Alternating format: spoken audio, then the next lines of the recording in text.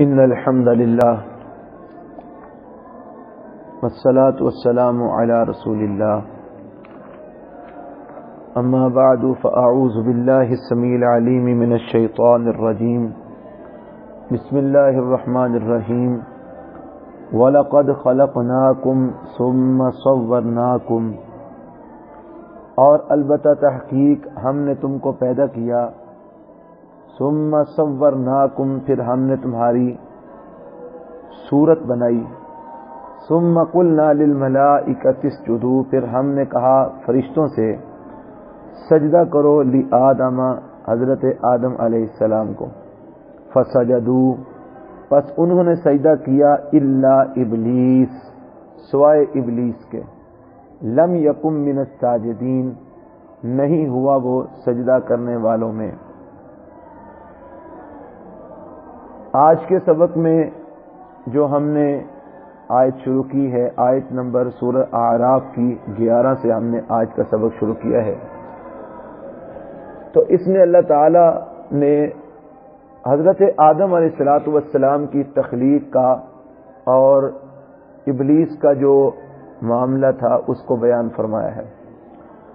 اللہ تعالیٰ فرماتے ہیں وَلَقَدْ خَلَقْنَاكُمْ ثُمَّ صَوَّرْنَاكُمْ، اور البتہ تحقیق ہم نے تم کو پیدا کیا پھر ہم نے تمہاری صورت بنائی۔ یہاں پر اللہ تعالیٰ نے کہا ہم نے تم کو پیدا کیا، حالانکہ اللہ تعالیٰ نے اپنے ہاتھ کے ساتھ صرف حضرت آدم علیہ السلام جو سارے انسانیت کے باپ ہیں ان کو بنایا ہے، باقیوں کو تو اللہ تعالیٰ نے جو ہے نا وہ ان کی نسل چلائی ہے آدم علیہ السلام سے اور اماں جی حوا سے، اگرچہ پیدا ان کو بھی اللہ تعالیٰ نے کیا ہے، لیکن یہاں پر جس کو اللہ تعالیٰ نے خاص طور پر اپنے ہاتھ سے بنایا، اس کی صورت کو اپنے ہاتھ سے بنایا، اس کے پورے بت کو اللہ تعالیٰ نے اپنے ہاتھ سے بنایا، پھر اس میں روح پھونکی، اس سے مراد حضرت آدم علیہ السلام ہے۔ تو اگرچہ یہاں پر ضمیر جمع کی ہے، البتہ ہم نے تم کو پیدا کیا، لیکن مراد اس سے حضرت آدم علیہ السلام ہے۔ تو چونکہ حضرت آدم علیہ السلام سے آگے انسانیت کا سلسلہ اللہ تعالیٰ نے چلایا ہے، اس لیے ضمیر جمع کی استعمال کی ہے، کیونکہ خالق سب کا ہی اللہ تعالیٰ ہے، لیکن بالخصوص اپنے ہاتھ سے جس کا بت اللہ تعالیٰ نے تیار کیا وہ حضرت آدم علیہ السلام کی ہستی ہے۔ تو اللہ فرماتے ہیں وَلَقَدْ خَلَقْنَاكُمْ، اور البتہ تحقیق ہم نے تم کو پیدا کیا، ثُمَّ صَوَّرْنَاكُمْ پھر ہم نے تمہاری صورت بنائی۔ تو اس حوالے سے صورت ہم نے تمہاری بنائی، اس حوالے سے ایک حدیث میں بھی آتا ہے، رسول اکرم صلی اللہ علیہ وسلم نے فرمایا کہ اللہ تعالیٰ نے انسان کے چہرے کو اپنے ہاتھ سے بنایا ہے، تو اس لیے چہرے پہ نہیں مارنا چاہیے۔ اگر کبھی کسی کے ساتھ کوئی جھگڑا یا لڑائی ہو جائے تو چہرے پہ نہیں مارنا چاہیے، کہ چہرے کو اللہ تعالیٰ نے خود جو ہے نا وہ اپنے ہاتھ سے تخلیق کیا ہے۔ تو فرمایا پھر ہم نے تمہاری صورت بنائی، تمہیں شکل دی، ثم قلنا للملائکۃ اسجدوا لآدم پھر ہم نے کہا فرشتوں سے سجدہ کرو حضرت آدم علیہ السلام کو، فسجدوا پس ان سب نے سجدہ کیا الا ابلیس سوائے ابلیس کے، لم یکم من الساجدین نہیں ہوا وہ سجدہ کرنے والوں میں سے۔ یہاں پر ایک سوال پیدا ہوتا ہے کہ اللہ تعالی نے فرشتوں کو کہا کہ تم آدم کو سجدہ کرو، اور ابلیس کے بارے میں اللہ تعالی نے قرآن مجید میں فرمایا کان من الجن، یہ ابلیس جو تھا وہ جنوں میں سے تھا، تو یہ تو فرشتہ نہیں تھا۔ تو اللہ تعالیٰ نے تو فرشتوں کو حکم دیا تھا کہ آدم کو سجدہ کرو، اب اگر ابلیس نے سجدہ نہیں کیا تو وہ تو فرشتہ تھا ہی نہیں، تو پھر اس کا قصور کیسا، اس کا جرم کیسا اور اس کا مواخذہ کیسا، جبکہ اس کو تو حکم ہی نہیں تھا، حکم تو فرشتوں کا تھا، فرشتوں کو تھا اور یہ فرشتہ نہیں تھا، تو اس کو کیوں اللہ تعالیٰ نے راندہ درگاہ کیا، کیوں اللہ نے اس پر لعنتیں ڈالی، کیوں اس کو اللہ تعالیٰ نے شیطان کا جو ہے نا وہ لقب دیا اور قیامت تک کے لیے اس کو جو ہے نا وہ دھتکار دیا؟ تو اس کی وجہ کیا ہے؟ اس کا جواب اگلی آیت میں موجود ہے۔ وہ کیا جواب ہے؟ جواب یہ ہے کہ اگرچہ یہ فرشتہ نہیں تھا، لیکن چونکہ فرشتوں کے ساتھ رہتا تھا تو اللہ تعالیٰ نے فرشتوں کے ساتھ ساتھ اس کو بھی سجدہ کرنے کا حکم دیا تھا، اگرچہ یہ فرشتہ نہیں تھا، لیکن چونکہ فرشتوں کے ساتھ رہتا تھا تو اللہ تعالیٰ نے اس کو بھی سجدہ کرنے کا حکم دیا تھا کہ تم بھی آدم کو سجدہ کرو، اور اس نے انکار کر دیا۔ فرشتوں نے سجدہ کر دیا اور اس نے حضرت آدم علیہ السلام کو سجدہ کرنے سے انکار کر دیا۔ اس کی کیا دلیل ہے کہ اللہ تعالیٰ نے اس کو بھی سجدہ کرنے کا حکم دیا تھا کہ تم بھی سجدہ کرو؟ اگلی آیت، قال، اللہ تعالیٰ نے فرمایا جب اس نے سجدہ کرنے سے انکار کر دیا نا، وہ سجدہ کرنے والوں میں سے نہ ہوا، قال، تو اللہ تعالیٰ نے فرمایا ما منعک، تجھے کس چیز نے روکا ہے، تجھے کس چیز نے روکا ہے، اللہ تسجد، کہ تو سجدہ کرنے والوں میں نہیں ہوا، تجھے کس چیز نے روکا ہے اللہ تسجد، کہ تو نہیں ہوا سجدہ کرنے والوں میں؟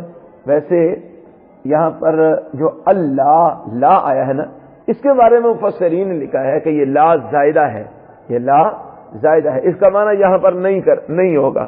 اگر اس لا کو زائدہ مانا جائے تو پھر اس کا معنی بنے گا قال ما منعک، اللہ نے فرمایا تجھے کس چیز نے روکا اللہ تسجد، کہ تو سجدہ کرے، تجھے سجدہ کرنے سے کس چیز نے روکا؟ اور یہ معنی اس دوسرے معنی کی نسبت آسان ہے، لہذا یہی معنی بہتر ہے۔ پہلے میں نے منع کیا تھا اللہ تسجد، یہ کہ نہیں ہوا کہ تو سجدہ کرتا، یا یہ کہ نہیں ہوا تو سجدہ کرنے والوں میں، تو یہ جو معنی ہے یہ تعویل کر کے بنتا ہے، لیکن سیدھا سیدھا معنی جو ہے نا وہ کیا ہے؟ لا کو مفسرین نے زائدہ قرار دیا ہے، یہ اس کا معنی یہاں پر کوئی نہیں ہوگا، یہ زائد ہے، تو معنی کیا بنے گا؟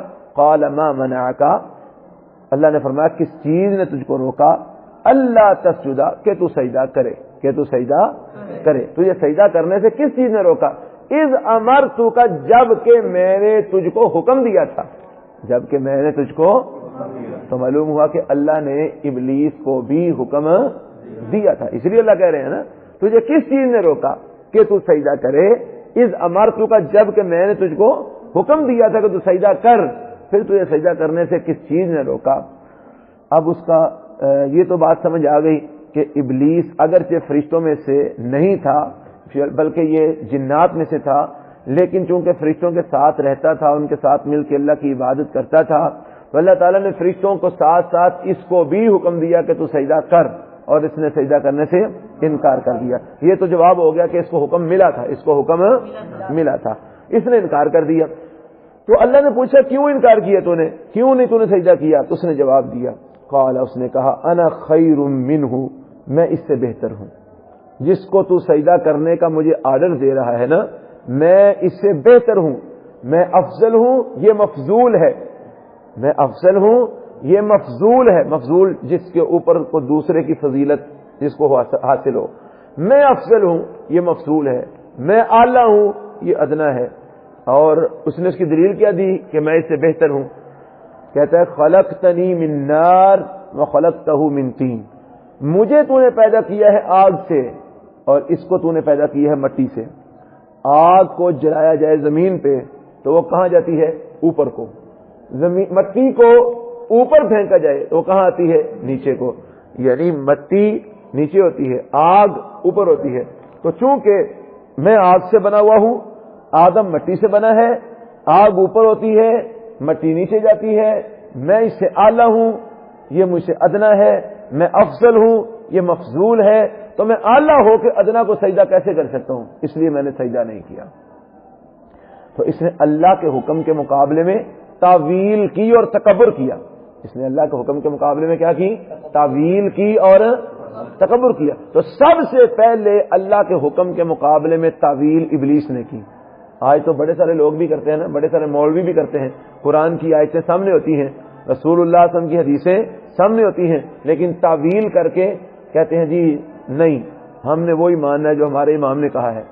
تو قرآن کی آیت کو چھوڑ دیتے ہیں، رسول اللہ صلی اللہ علیہ وسلم کے فرمان کو چھوڑ دیتے ہیں، تعویل کر کے اس کو ترک کر دیتے ہیں اور کہتے ہیں ہم اپنے امام کے چونکہ مقلد ہیں اس لیے ہم نے جو اپنے امام کی بات کو ماننا ہے۔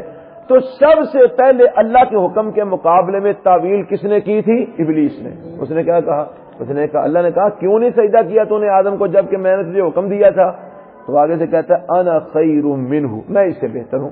اچھا بھائی، اس سے بہتر ہونے کی تمہارے پاس کیا دلیل ہے؟ کہتا ہے خلقتنی من نار وخلقتہ من طین، مجھے تو نے آگ سے پیدا کیا ہے، اس کو تو نے مٹی سے پیدا کیا ہے۔ اور آگ اوپر ہوتی ہے، مٹی نیچے ہوتی ہے، اس لیے میں اس سے اعلیٰ ہوں، تو میں اعلیٰ ہو کر ادنا کو سجدہ کیسے کر سکتا ہوں؟ میں افضل ہو کے مفضول کو سجدہ کیسے کر سکتا ہوں؟ اور یہی تکبر ہے، یہی کیا ہے؟ تکبر، اگلے کو حقیر جاننا، اپنے سے کم تر جاننا۔ رسول اللہ صلی اللہ علیہ وسلم نے فرمایا الکبر بطر الحق وغمط الناس، تکبر یہ ہے کہ دوسرے کو تم اپنے آپ سے کم تر سمجھو، اپنے سے حقیر سمجھو، یہ تکبر ہے۔ اور حق بات کو ٹھکرا دو اور دوسرے کو اپنے سے کم تر سمجھو، اس کا نام تکبر ہے۔ اور فرمایا تکبر کرنے والا لا يدخل الجنہ، جس کے دل میں ذرے کے برابر بھی تکبر ہوگا وہ جنت میں داخل نہیں ہوگا۔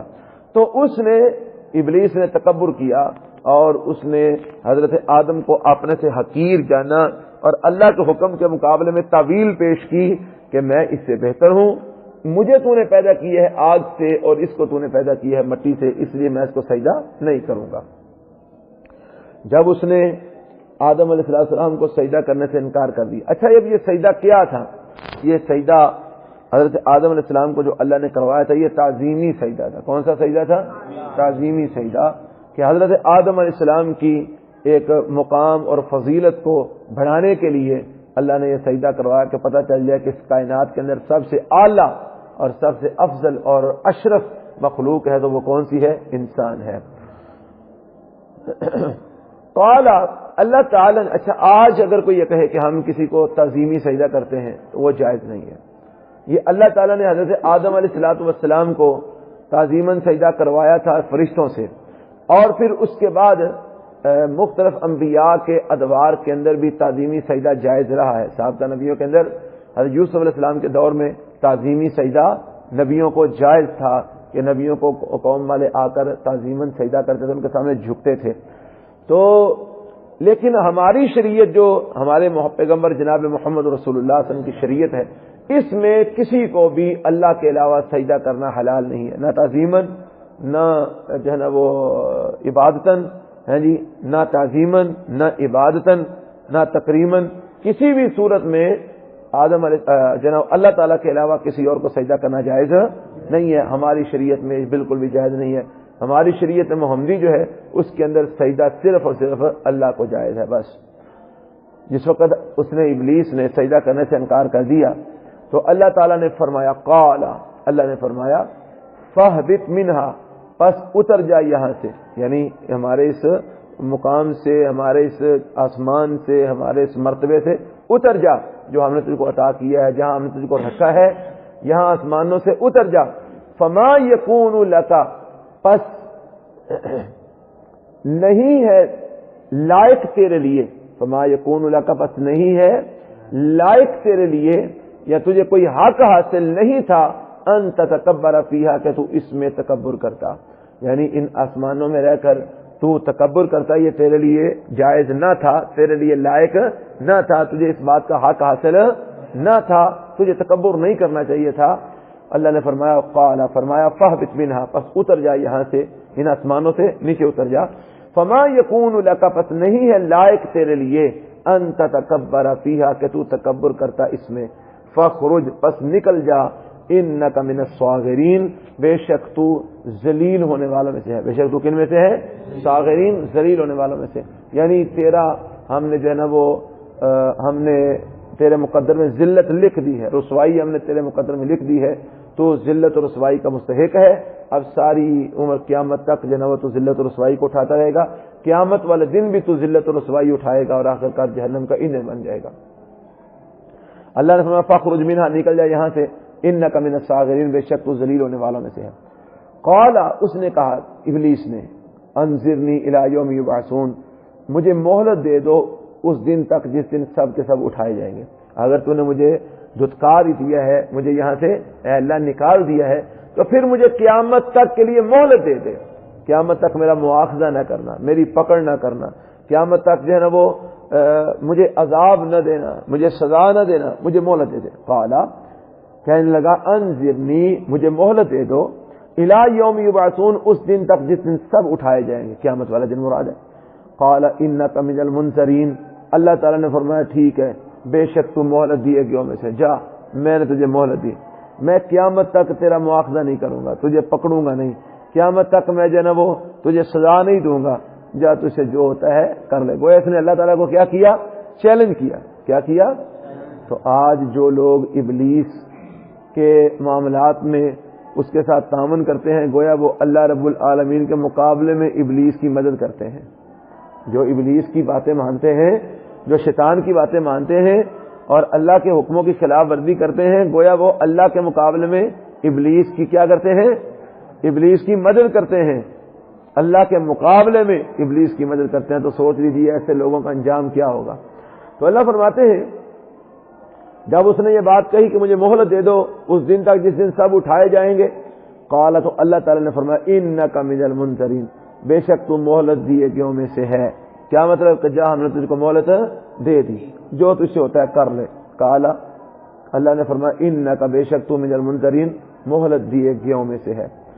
قال، کہنے لگا فبما اغویتنی، پس اس وجہ سے کہ تو نے مجھ کو گمراہ کیا ہے، اے اللہ اس وجہ سے کہ تو نے مجھ کو گمراہ کیا ہے، لأقعدن لهم صراطک المستقیم، البتہ میں بیٹھوں گا ان کے لیے تیرے سیدھے راہ پر.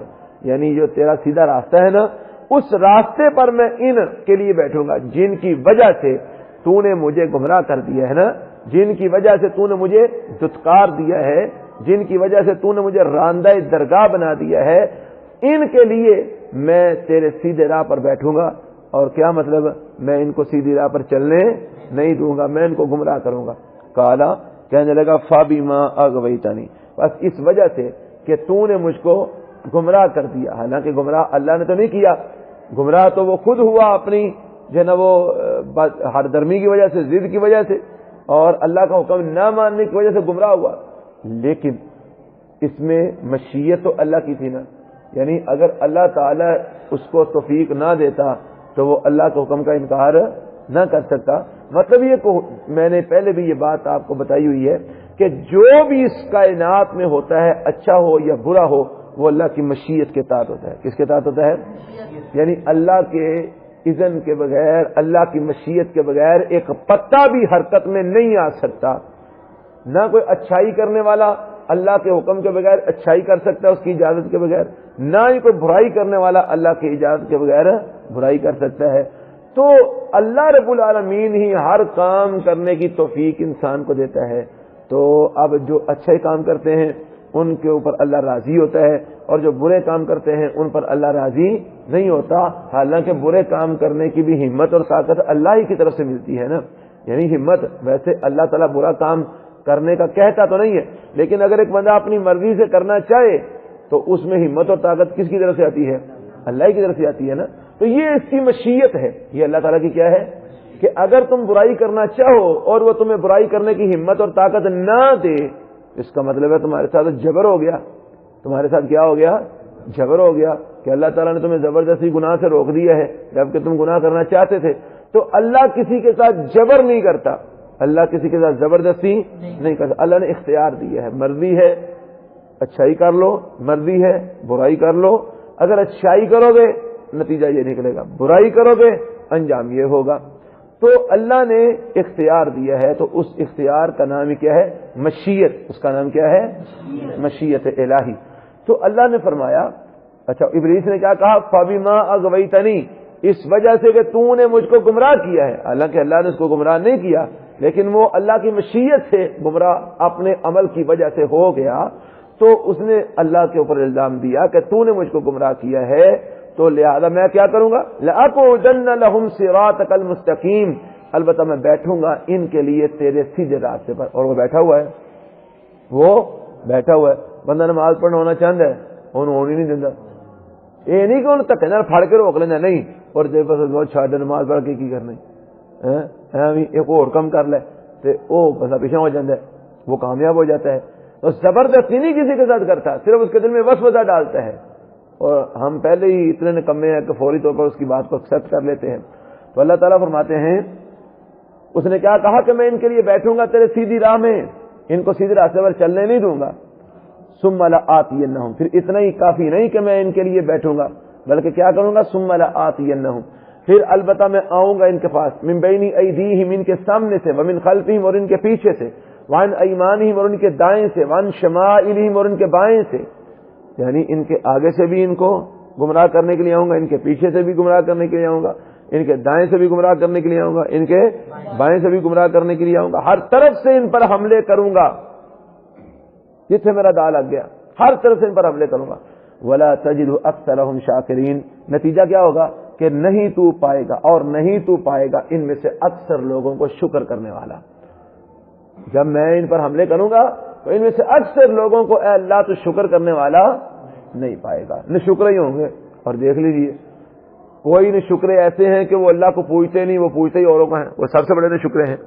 کئی نہ شکرے ایسے ہیں پوچھتے تو اللہ کو ہیں لیکن اللہ کی نافرمانیاں کرتے ہیں، اس کے حکم کی خلاف ورزیاں کرتے ہیں. کئی نہ شکرے ایسے ہیں اللہ کی نعمتیں کھاتے ہیں اور پھر اس کی نشکری کرتے ہیں، پھر وہ روندے پیٹ دیتے سر تے باواں یعنی سر دے رکھیاں نے، یعنی سانو لبدا کھ نہیں، سانو ملدا کھ نہیں، مر چلے. تو یہ بھی نشکری ہے نا.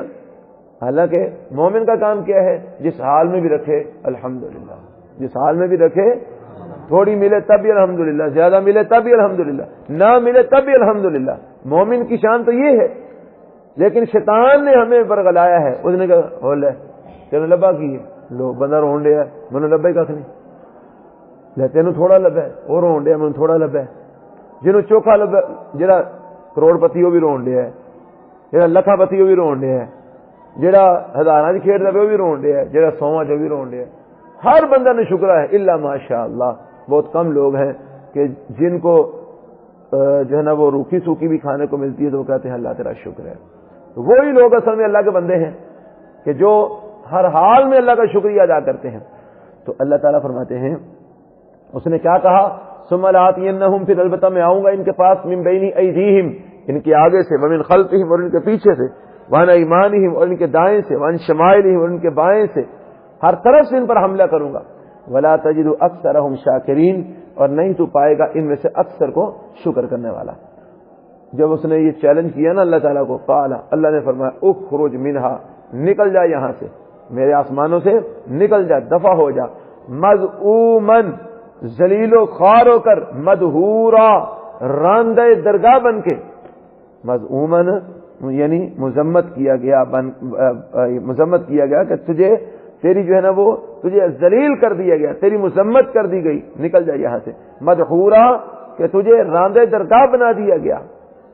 قال، اللہ تعالیٰ نے فرمایا اخرج منہا، نکل جائے یہاں سے، مذعوم مدحورا، ذلیل و خوار ہو کر، راندہ درگاہ بن کے نکل جائے یہاں سے. لمن تبعک منہم، البتہ وہ شخص جو تیری پیروی کرے گا ان میں سے، جو ان انسانوں میں سے تیری کیا کرے گا؟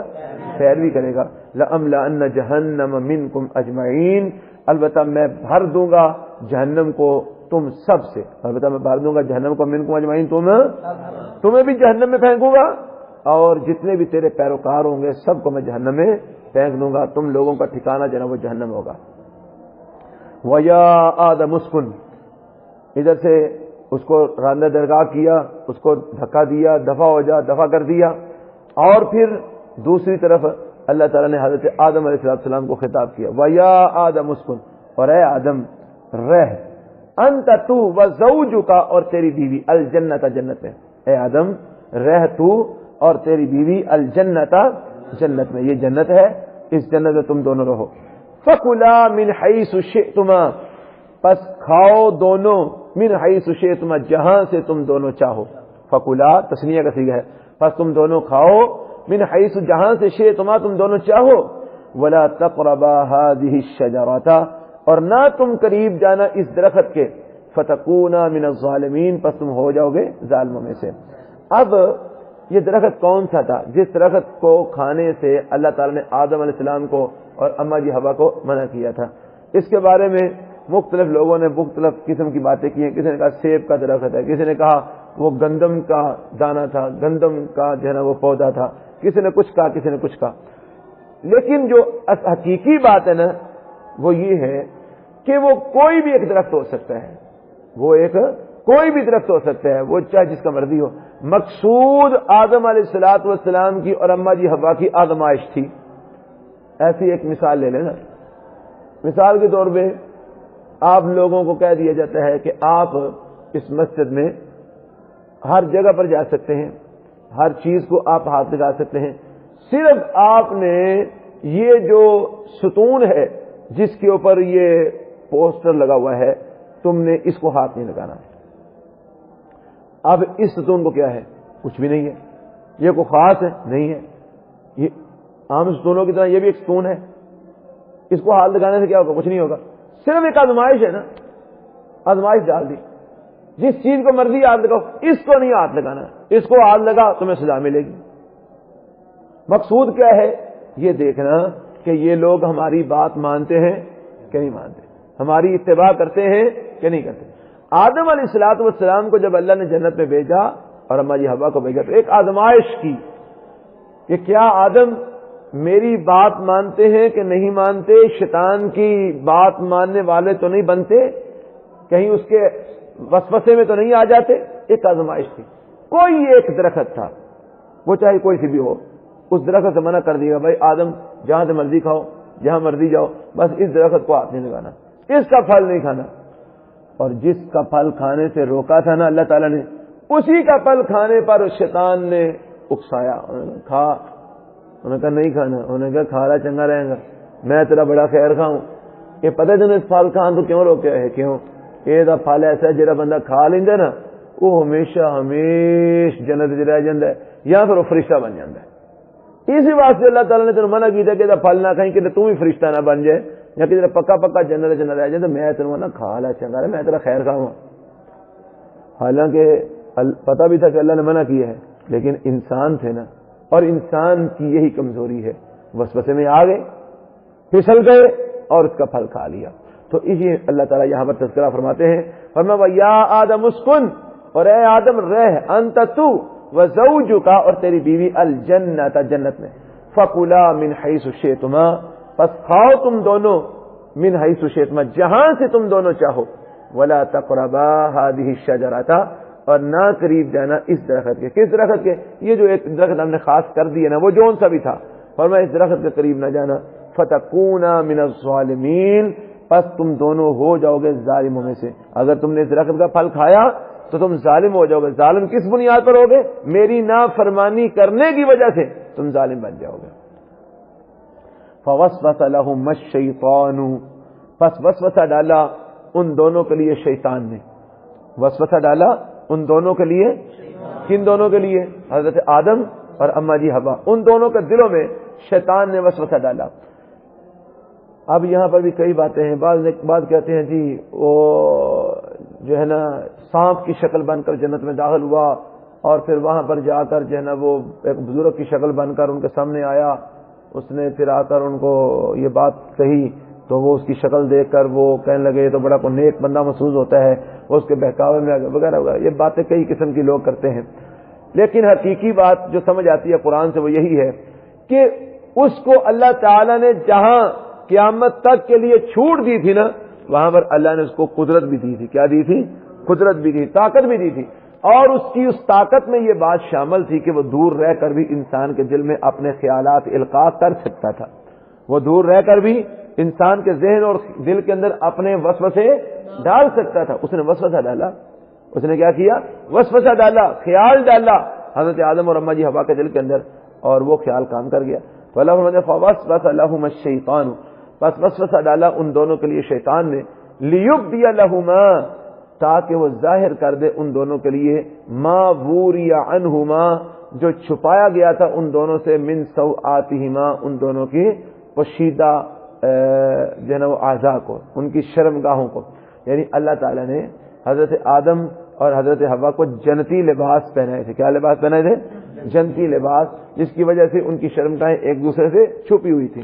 اس کا مقصد یہ تھا میں کسی طریقے سے ان کو ننگا کروں اور ان کے لباس اترواؤں اور ان کو ایک دوسرے کے سامنے ننگا کروں, تاکہ ان کے دلوں میں خواہشات پیدا ہوں, آرزویں پیدا ہوں, تمنائیں پیدا ہوں, تو یہ جو ہے نا وہ ایک دوسرے کی طرف مائل ہوں.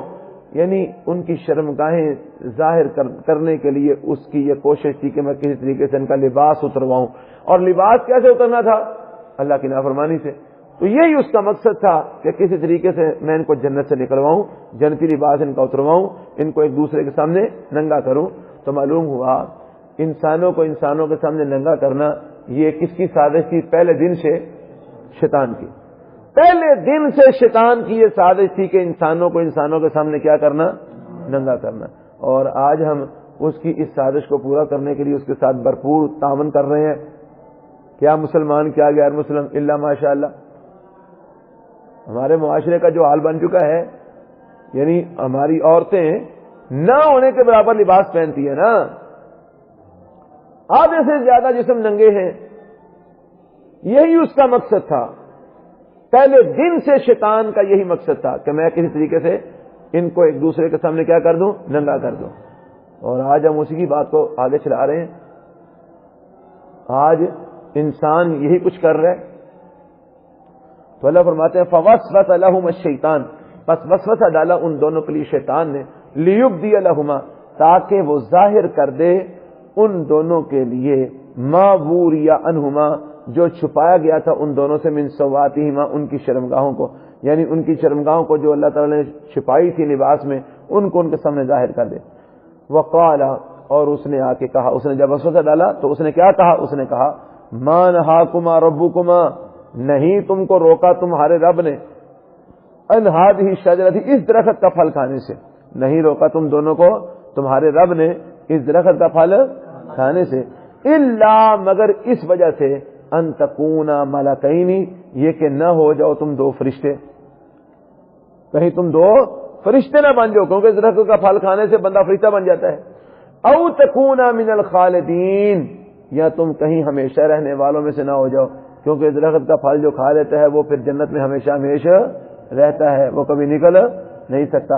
تو یہ اللہ تعالیٰ تمہیں نہیں کرنے دینا چاہتا، نہ تمہیں ہمیشہ جنت میں رکھنا چاہتا ہے، اور نہ ہی وہ چاہتا ہے کہ تم دونوں فرشتے بن جاؤ. اس لیے اس نے تم کو منع کیا ہے کہ درخت کا پھل نہ کھاؤ. تو میں تو بڑا خیر خواہ، میری گل منو دے پھل کھا لو، میری گل منو دے پھل کھا لو. اب پھر جب اس نے وسوسہ ڈالا تو پھر اس کے بعد کیا ہوا وہ انشاءاللہ اگلی آیت سے ہم کل کے سبق میں پڑھیں گے. 10 آیتیں کل پڑھی تھی، 10 آیتیں انشاءاللہ آج ہم سبق پڑھیں گے. تو اللہ فرماتے ہیں، اب میں اس کو محاورتاً جو ہے نا وہ آپ کے سامنے پڑھتا ہوں. وَلَقَدْ خَلَقْنَاكُمْ ثُمَّ صَوَّرْنَاكُمْ، اور البتہ تحقیق ہم نے تم کو پیدا کیا، پھر ہم نے تمہاری تصویریں بنائی. ثُمَّ قُلْنَا لِلْمَلَائِكَةِ اسْجُدُوا لِآدَمَ، پھر ہم نے کہا فرشتوں سے سجدہ کرو آدم علیہ السلام کو. فَسَجَدُوا إِلَّا إِبْلِيسَ، پس سب فرشتوں نے سجدہ کیا سوائے ابلیس کے.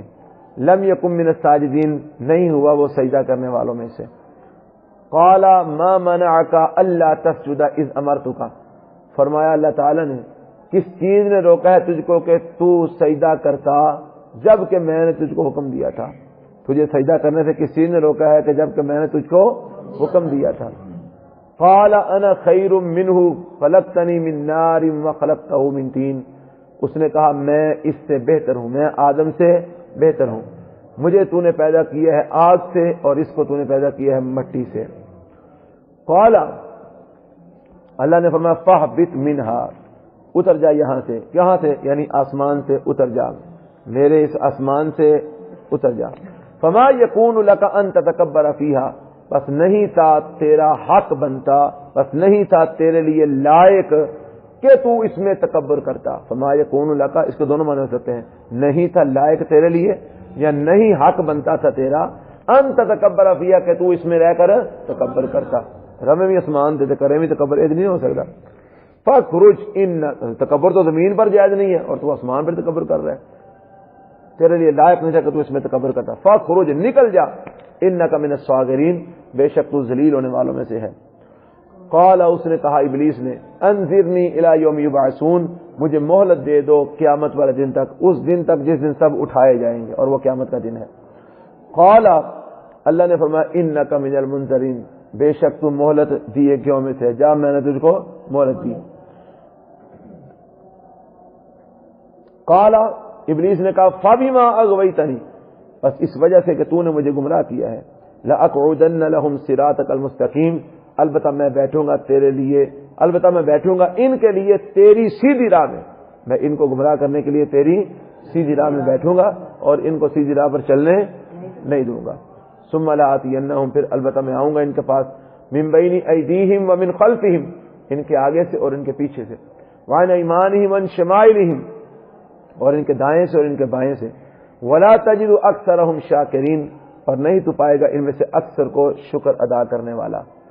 قال، اللہ تعالی نے فرمایا، اخرج منہا، یہاں سے نکل جا، مذعوم مدحورا، ذلیل و خوار ہو کر، یہاں سے نکل جا ذلیل و خوار ہو کر. لمن تبعک منہم، البتہ جس نے تیری پیروی کی ان لوگوں میں سے، ان انسانوں میں سے جس نے تیری پیروی کی. لأملأن جہنم منکم اجمعین، البتہ میں بھر دوں گا جہنم کو تم سب سے، جو میرا نافرمان ہوگا میں تمہیں تیرے سمیت سب کو کس میں ڈال دوں گا؟ جہنم میں ڈال دوں گا. وَيَا آدم اسكن، اور اے آدم رہ تو، انت تو وزوجک الجنہ، اور تیری بیوی جنت میں. فَكُلَا مِنْ حَيْثُ شِئْتُمَا، بس تم دونوں کھاؤ جہاں سے تم دونوں چاہو. وَلَا تَقْرَبَا هَذِهِ الشَّجَرَةَ، اور نہ تم دونوں قریب جانا اس درخت کے. کوئی ایک درخت خاص کر دیا اور میں اس درخت کے قریب نہ جانا. فَتَكُونَا مِنَ الظَّالِمِينَ، پس تم ہو جاؤ گے ظالموں میں سے. اگر اس درخت کا پھل کھاؤ گے تو تم ظالم بن جاؤ گے اور تمہارا انجام برا ہوگا. فَوَسْوَسَ لَهُمَا الشَّيْطَانُ لِيُبْدِيَ لَهُمَا، پس وسوسہ ڈالا ان دونوں کے لیے شیطان نے، یعنی شیطان نے ان دونوں کے دل میں وسوسہ ڈالا. لِيُبْدِيَ لَهُمَا، مقصد کیا تھا اس کا وسوسہ ڈالنے کا؟ تاکہ ظاہر کر دے ان دونوں کے لیے. کن دونوں کے لیے؟ حضرت آدم اور اما جی حوا کے لیے. تاکہ ظاہر کر دے ان دونوں کے لیے ما وُرِیَ عَنْہُمَا، وہ چیز جو ان دونوں سے چھپائی گئی تھی، من سوآتِہما، ان کی شرمگاہیں، یعنی ان کی شرمگاہوں کو ان کے سامنے ظاہر کر دے. وَقَالَ، اور وسوسہ ڈالتے ہوئے اس نے کہا کیا؟ اس نے کہا مَا نَهَاكُمَا رَبُّكُمَا، نہیں روکا تم دونوں کو تمہارے رب نے، ان هذه الشجرة، اس درخت کا پھل کھانے سے، الا ان تکونا ملکین، مگر اس لیے کہ تم دو فرشتے نہ بن جاؤ، کہ کہیں تم دونوں کہیں فرشتے نہ ہو جاؤ. او تکونا من الخالدین، یا تم دونوں ہمیشہ رہنے والوں میں سے نہ ہو جاؤ، کہیں تم فرشتے جو ہے نا وہ فرشتے نہ بن جاؤ، یا کہیں تم جنت میں ہمیشہ رہنے والے نہ ہو جاؤ. اب میں اس کا ناظرہ پڑھ دیتا ہوں. اعوذ باللہ من الشیطان الرجیم. وَلَقَدْ خَلَقْنَاكُمْ ثُمَّ صَوَّرْنَاكُمْ ثُمَّ قُلْنَا لِلْمَلَائِكَةِ اسْجُدُوا لِآدَمَ فَسَجَدُوا إِلَّا إِبْلِيسَ لَمْ يَكُنْ مِنَ السَّاجِدِينَ.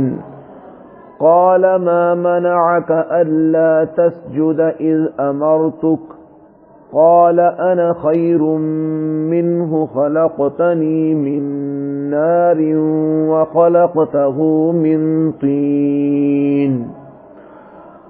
قال فاهبط منها فما يكون لك أن تتكبر فيها فاخرج إنك من الصاغرين. قال أنظرني إلى يوم يبعثون. قال إنك من المنظرين. قال فبما أغويتني لأقعدن لهم صراطك المستقيم ثم لآتينهم من بين أيديهم ومن خلفهم وعن أيمانهم وعن شمائلهم ولا تجد أكثرهم شاكرين. قال اخرج منها مذءوما مدحورا لمن تبعك منهم لأملأن جهنم منكم أجمعين. ويا آدم اسكن أنت وزوجك الجنة فكلا من حيث شئتما ولا تقربا هذه الشجرة فتكونا من الظالمين. فوسوس لهما الشيطان ليبدي لهما ما وري عنهما من سوآتهما لِيُبْدِيَ لَهُمَا مَا وُورِيَ عَنْهُمَا مِنْ سَوْآتِهِمَا وَقَالَ مَا نَهَاكُمَا رَبُّكُمَا عَنْ هَذِهِ الشَّجَرَةِ إِلَّا أَن تَكُونَا مَلَكَيْنِ أَوْ تَكُونَا مِنَ الْخَالِدِينَ سبحانك اللهم وبحمدك أشهد أن لا إله إلا أنت أستغفرك